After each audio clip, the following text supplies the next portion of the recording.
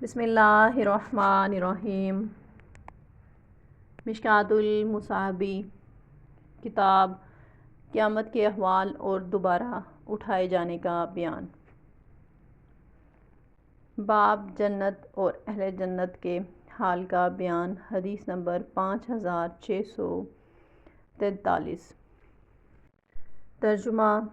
حضرت ابو ایوب رضی اللہ تعالیٰ عنہ بیان کرتے ہیں، ایک اعرابی نبی صلی اللہ علیہ وسلم کی خدمت میں حاضر ہوا تو اس نے عرض کیا، اللہ کے رسول، میں دنیا میں گھوڑے پسند کرتا ہوں، کیا جنت میں گھوڑے ہوں گے؟ رسول اللہ صلی اللہ علیہ وسلم نے فرمایا، اگر تجھے جنت میں داخل کر دیا گیا تو تجھے یاقوت کا ایک گھوڑا دیا جائے گا جس کے 2 پر ہوں گے اور تجھے اس پر سوار کیا جائے گا، پھر تو جہاں چاہے گا وہ تجھے اڑا لے جائے گا۔